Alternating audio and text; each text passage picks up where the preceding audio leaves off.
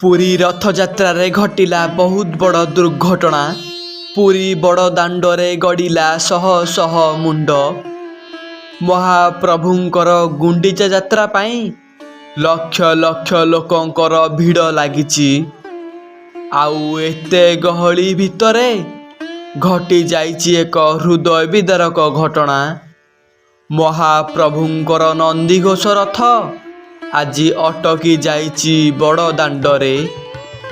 ଘଟଣାଟି ଆରମ୍ଭ କରିବା ପୂର୍ବରୁ ଯଦି ଆପଣମାନେ ଜଗତର ନାଥ ମହାପ୍ରଭୁ ଶ୍ରୀ ଶ୍ରୀ ଜଗନ୍ନାଥଙ୍କୁ ମନରେ ଭକ୍ତି କରନ୍ତି, କାଳିଆ ସାଆନ୍ତଙ୍କୁ ନିଜର ଆରାଧ୍ୟ ଦେବତା ବୋଲି ମାନନ୍ତି, ତାହେଲେ କମେଣ୍ଟ ବକ୍ସରେ ଜୟ ଜଗନ୍ନାଥ ଲେଖିଦିଅନ୍ତୁ। ବାଲେଶ୍ୱର ଜିଲ୍ଲା ଅନ୍ତର୍ଗତ ସିରିଆପଦା ଗାଁରେ ରହନ୍ତି ରଘୁନାଥ ବିଶ୍ୱାଳ। ତାଙ୍କ ପରିବାର କହିଲେ ଗୋଟେ 8 ବର୍ଷର ଭଉଣୀକୁ ଛାଡ଼ିଦେଲେ ତାଙ୍କର ଆଉ କେହି ନାହାନ୍ତି। ଗୋଟେ ସଡ଼କ ଦୁର୍ଘଟଣାରେ ତାଙ୍କ ବାପା ମା ଆରପାରିକୁ ଚାଲି ଯାଇଛନ୍ତି। ସେବେଠୁ ରଘୁନାଥ ବାବୁ ଭଉଣୀ ପୂଜାର ସବୁ କଥା ବୁଝି ଆସିଛନ୍ତି। ରଘୁନାଥ ବାବୁ ଗାଁ ବଜାରରେ ଗୋଟେ ଜଳଖିଆ ଦୋକାନ କରିଛନ୍ତି।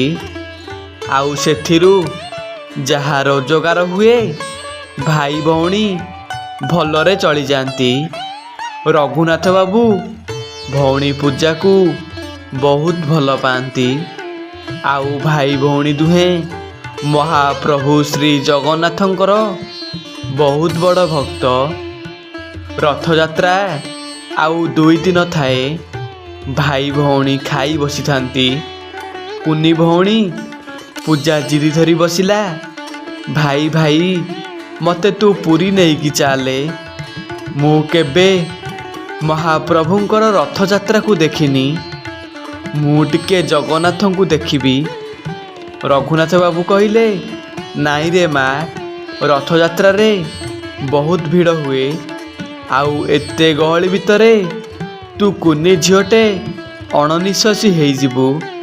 ପୂଜାର କିନ୍ତୁ ଏକା ଜିଦି, ସେ ପୁରୀ ଯିବ ଆଉ ଜଗନ୍ନାଥଙ୍କୁ ଦେଖିବ।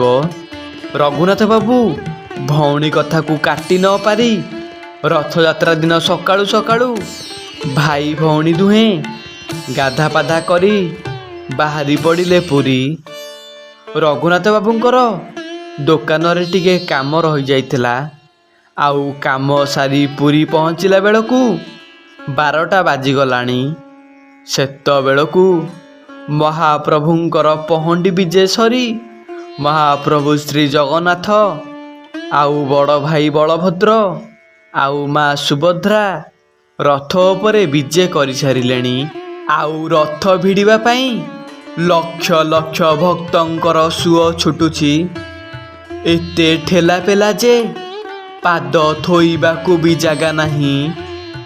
ରଘୁନାଥ ବାବୁ ଭଉଣୀର ହାତ ଧରି କର ଆଡ଼େଇ ଆଡ଼େଇ ଯେତେ ଚେଷ୍ଟା କରୁଛନ୍ତି ଭଉଣୀକି ଟିକେ ରଥ ଦୌଡ଼ି ଛୁଆଇଁ ଦେବେ, ହେଲେ ଏତେ ଗହଳି ଭିତରେ ସେ ଯାଇପାରୁନାହାନ୍ତି।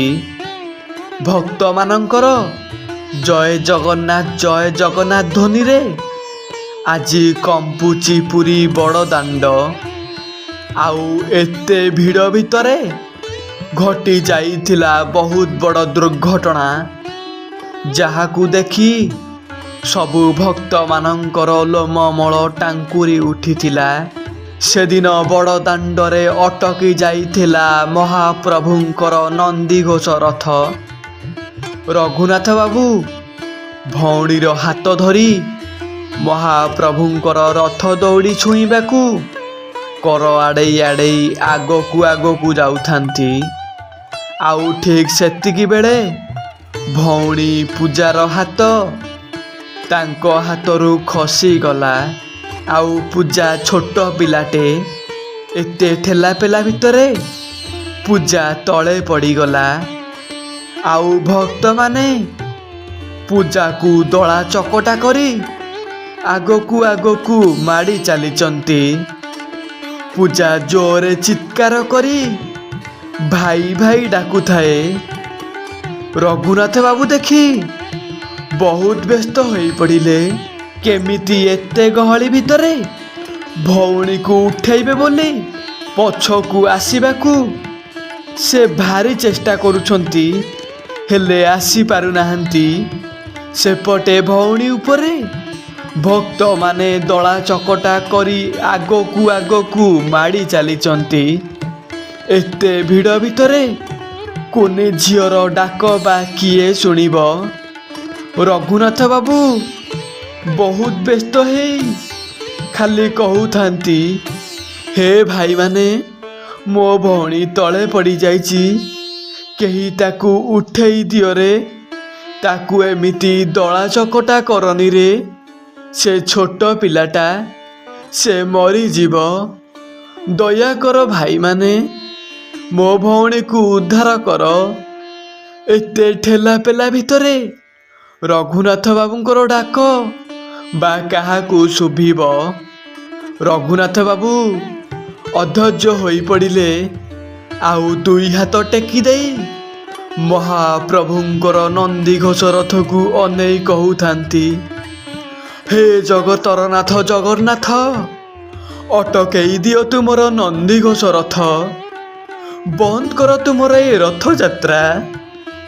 ଯଦି ତୁମେ ସତରେ ଅଛ କାଳିଆ ସାଆନ୍ତ, ମୋ ଭଉଣୀକୁ ତୁମେ ଉଦ୍ଧାର କର ଠାକୁରେ। ଗୋଟିଏ ବୋଲି ଭଉଣୀ ମୋର। ପିଲାଟି ବେଳରୁ ମୁଁ ବାପା ମାଆଙ୍କୁ ହରେଇଛି। ଜୀବନରେ ମୁଁ ବହୁତ କଷ୍ଟ ପାଇଲାଣି, ଆଉ ସହିପାରୁନି ଜଗନ୍ନାଥ। ମୋ ଭଉଣୀକୁ ମୋତେ ଫେରେଇ ଦିଅ ଠାକୁରେ। ଏମିତି କହି ଜୋରେ ଚିତ୍କାର କରି ରଘୁନାଥ ବାବୁ ବହୁତ କାନ୍ଦୁଥାନ୍ତି। ଆଖିରୁ ଧାର ଧାର ହେଇ ଲୁହ ବୋହି ଯାଉଥାଏ। ରଘୁନାଥ ବାବୁଙ୍କର ସେହି ବିକଳ ଡାକ କାହାକୁ ଶୁଭୁ କି ନ ଶୁଭୁ, ହେଲେ ଶୁଣି ପାରିଥିଲେ ସେଇ ମହାପ୍ରଭୁ ଶ୍ରୀ ଜଗନ୍ନାଥ। ସେଦିନ ରଥଯାତ୍ରା ଦିନ ଘଟି ଯାଇଥିଲା ବହୁତ ବଡ଼ ଚମତ୍କାରଟିଏ। ଅଟକି ଯାଇଥିଲା ମହାପ୍ରଭୁଙ୍କର ନନ୍ଦିଘୋଷ ରଥ ଅଧା ବାଟରେ। ସବୁ ଭକ୍ତମାନେ ବହୁତ ଚେଷ୍ଟା କରି ରଥକୁ ଆଗକୁ ଟାଣିବାକୁ ଲାଗୁଥିଲେ, ହେଲେ ପାଦେ ହେଲେ ଘୁଞ୍ଚୁ ନଥିଲା ନନ୍ଦିଘୋଷ ରଥ। ରଘୁନାଥ ବାବୁ ଆଗ ପଛ କିଛି ନ ଭାବି ଦୌଡ଼ିଗଲେ ଭଉଣୀକୁ ଉଦ୍ଧାର କରିବାକୁ। ଆଉ ଭଉଣୀକୁ ତଳେ ଉଠେଇ ଦେଇ ଭଉଣୀକୁ ଜାବୁଡ଼ି ଧରି ବହୁତ କାନ୍ଦିଲେ।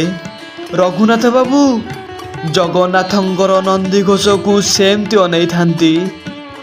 ତାପରେ ସାଙ୍ଗେ ସାଙ୍ଗେ ଗଡ଼ିବାକୁ ଲାଗିଲା ନନ୍ଦିଘୋଷ ରଥ। ରଘୁନାଥ ବାବୁ ଆଶ୍ଚର୍ଯ୍ୟଚକିତ ହେଇ ସେମିତି ଅନେଇଥାନ୍ତି। ସେଦିନ ସେ ସବୁ ବୁଝିପାରିଥିଲେ।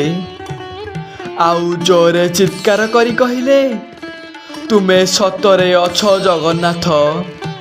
କିଏ କହିଲା ତୁମେ କାଠର ଠାକୁର? ତୁମେ ଭକ୍ତିର ଠାକୁର।